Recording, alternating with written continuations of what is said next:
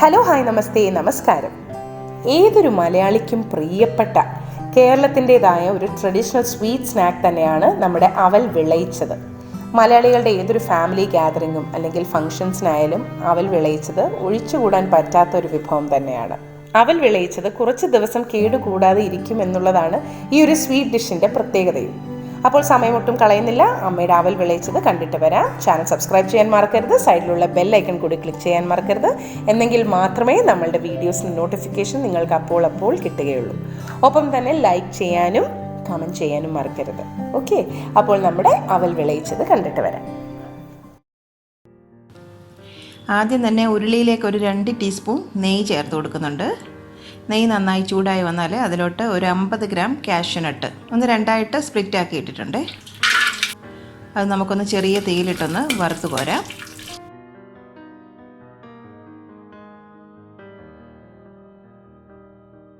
ഇനി അതേ നെയ്യിലോട്ട് ഒരു 1/4 കപ്പ് പൊട്ടുകടല അതും കൂടി ചേർത്ത് കൊടുക്കാം. ഇതിന് പകരം നിങ്ങൾക്ക് വേണമെങ്കിൽ ചെറുപയർ പരിപ്പും ചേർക്കാം കേട്ടോ, അത് നല്ലതാണേ. ആ പരിപ്പൊക്കെ ഒന്ന് ചെറുതായിട്ട് കളർ മാറുന്ന സമയത്ത് അതിലേക്ക് ഒരു 2 ടേബിൾ സ്പൂൺ കറുത്ത എള്ളും കൂടി നമുക്ക് ചേർക്കാം. രണ്ടും കൂടി ഒന്ന് മൂത്ത് എള്ളൊക്കെ ഒന്ന് പൊട്ടി വരണം. എള്ള് പൊട്ടി തുടങ്ങുമ്പോൾ നമുക്ക് ഇത് രണ്ടും കൂടി അങ്ങ് കോരി മാറ്റി വെക്കാം.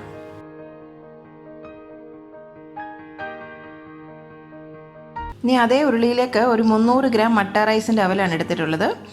ഒരു 2 കപ്പ് ഏകദേശം വരും. ചെറിയ തീയിലിട്ട് ഇതും ഒന്ന് നമുക്ക് വറുത്തെടുക്കണം. വെളുത്ത ഒരു അവലുണ്ടല്ലോ, അതൊന്നും നമുക്ക് വിളയിക്കാനായിട്ട് അത്ര നല്ലതല്ല. അത് വളരെ കട്ടി കുറഞ്ഞതല്ലേ, അത് പെട്ടെന്ന് നമ്മൾ പൊട്ടിപ്പോവുകയും ചെയ്യും. ഇതുപോലെ നമുക്ക് വിളയിക്കണമെങ്കിലൊക്കെ നമുക്ക് ഇതുപോലെ മട്ട റൈസിൻ്റെ കട്ടിയായിട്ടുള്ള അവൽ തന്നെയാണ് എപ്പോഴും നല്ലത്. ഇപ്പോൾ ഈ അവലൊക്കെ ഒന്ന് മൂത്ത് വന്നിട്ടുണ്ട്. നമുക്കിത് കോരി ഒരു ബൗളിലേക്ക് അങ്ങ് മാറ്റി വെക്കാം.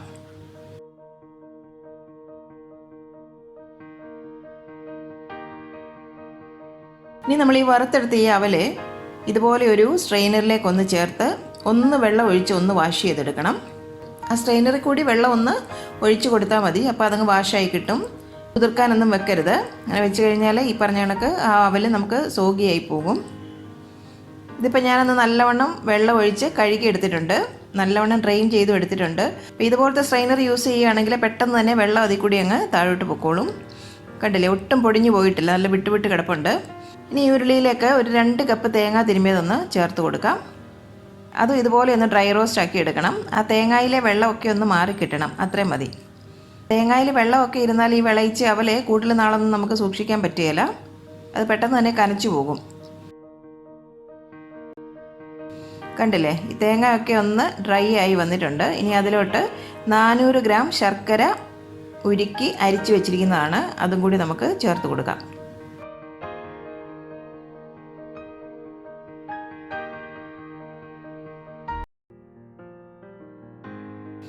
മധുരത്തിൻ്റെ ആവശ്യാനുസരണം 300 മുതൽ 400 ഗ്രാം വരെ ശർക്കര ചേർത്ത് കൊടുക്കാം കേട്ടോ. ഇനി ആ തേങ്ങയും ശർക്കരയും എല്ലാം കൂടെ കിടന്ന് നന്നായിട്ടൊന്ന് വരട്ടെ. ഇപ്പോൾ നന്നായിട്ട് വരണ്ട് വന്നിട്ടുണ്ട്. ഇനി അതിലോട്ട് ഈ സമയത്ത് 1 ടേബിൾ സ്പൂൺ ഏലക്ക പൊടിച്ചതും കൂടി ചേർത്ത് കൊടുക്കാം.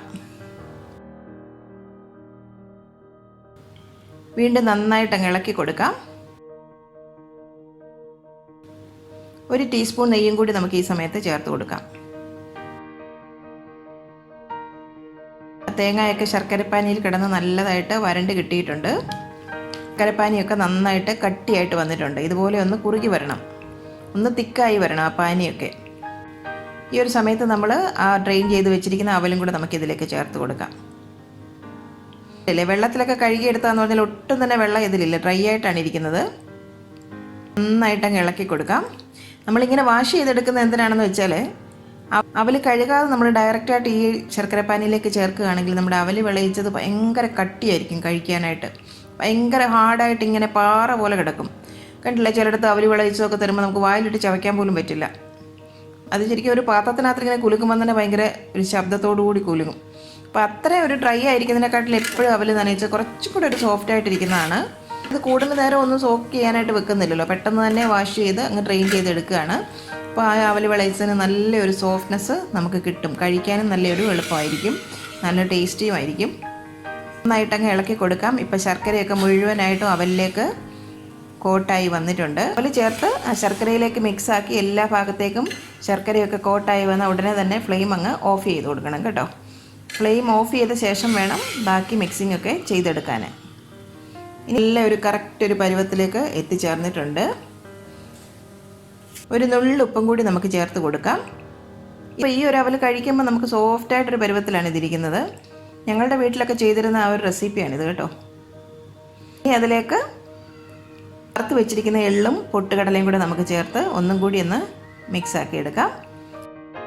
2 ടേബിൾ സ്പൂൺ തേങ്ങാക്കൊത്ത് നെയ്യിൽ വറുത്തെടുത്തതാണ്, അതും കൂടി ഈ ഒരു സമയത്ത് ഇതിലേക്ക് ചേർക്കുന്നുണ്ട്. തേങ്ങാക്കൊത്ത് വറുത്തെടുക്കുന്നത് ഞാൻ കാണിച്ചിരുന്നില്ല. അപ്പോൾ ഇതുപോലെ തേങ്ങാക്കൊത്ത് ഇതിൻ്റെ ഇടയ്ക്കൊന്ന് കടിക്കാൻ കിട്ടുമ്പോൾ നല്ലൊരു ടേസ്റ്റാണ്. ഇനി ഇതിലേക്ക് അണ്ടിപ്പരിപ്പ് വറുത്ത് വെച്ചിരിക്കുന്നതുകൂടി നമുക്ക് ചേർത്ത് കൊടുക്കാം. ഇനി നമുക്ക് അതിൻ്റെ പുറത്തേക്ക് 1 ടേബിൾ സ്പൂൺ പഞ്ചസാര അത് ഇതുപോലെ ഒന്ന് വിതറി കൊടുക്കണം. അപ്പോൾ ആ ശർക്കരയുടെ ആ ഒരു കടുപ്പമൊക്കെ ഒന്ന് മാറിക്കിട്ടും. ഇനി നന്നായി ആറിയതിന് ശേഷം ഡ്രൈ ആയിട്ടുള്ള കണ്ടെയ്നറിലാക്കി സൂക്ഷിക്കാം. 2 ആഴ്ച വരെയൊക്കെ പുറത്ത് തന്നെ സൂക്ഷിക്കാം. അതിനുശേഷം ഫ്രിഡ്ജിലേക്ക് മാറ്റി വെക്കാം. 6 മാസം വരെയൊക്കെ ഫ്രിഡ്ജിൽ ഇത് ഒട്ടും തന്നെ കേടുകൂടാതിരിക്കും. അപ്പം നല്ല സോഫ്റ്റും നല്ല ടേസ്റ്റിയുമായിട്ടുള്ള അവൽ വിളയിച്ചത് തയ്യാറായിട്ടുണ്ട്. ഞാൻ ഈ പറഞ്ഞ ടിപ്സൊക്കെ ഒന്ന് വെച്ചിട്ട് ഈ റെസിപ്പി ഒന്ന് ട്രൈ ചെയ്ത് നോക്കുക. അപ്പോൾ ഇതിൻ്റെ ആ ഒരു തനതായ രുചി നിങ്ങളും ആസ്വദിച്ചെന്ന് അറിയുകയാണെങ്കിൽ ഞങ്ങൾക്കും വളരെ സന്തോഷം.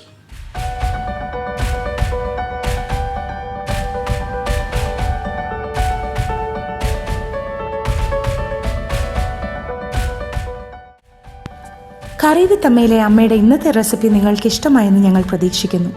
നിങ്ങളിൽ ഒരുപാട് പേര് ഈ റെസിപ്പീസ് എല്ലാം ട്രൈ ചെയ്ത് നോക്കി സക്സസ് ആയി എന്നറിയുന്നതിൽ ഞങ്ങൾക്ക് വളരെയധികം സന്തോഷം. നിങ്ങൾ ആഗ്രഹിക്കുന്ന ഏതെങ്കിലും റെസിപ്പി അമ്മ വഴി കാണാൻ നിങ്ങൾക്ക് താല്പര്യമുണ്ടെങ്കിൽ ഞങ്ങളെ തീർച്ചയായും ഫീഡ്ബാക്സ് വഴി അറിയിക്കണം. ഞങ്ങൾ അത് ഞങ്ങളുടെ റെസിപ്പീസിൽ ഇൻക്ലൂഡ് ചെയ്യുന്നതായിരിക്കും. കറി വിത്ത് അമ്മ ഇതുവരെ സബ്സ്ക്രൈബ് ചെയ്യാത്തവരായ ആരെങ്കിലും ഉണ്ടെങ്കിൽ തീർച്ചയായും സബ്സ്ക്രൈബ് ചെയ്യണം. ഞങ്ങളുടെ റെസിപ്പീസ് ട്രൈ ചെയ്ത് നോക്കി നിങ്ങൾക്ക് ഇഷ്ടമാവുകയാണെങ്കിൽ തീർച്ചയായും വീഡിയോസ് ലൈക്ക് ചെയ്ത് ഷെയർ ചെയ്ത് ഞങ്ങളെ സപ്പോർട്ട് ചെയ്യണം. തുടർന്നും നിങ്ങളുടെ സപ്പോർട്ട് ഞങ്ങൾ പ്രതീക്ഷിക്കുന്നു. വീണ്ടും മറ്റൊരു റെസിപ്പിയുമായി വരുന്നവരെ നന്ദി. Good bye.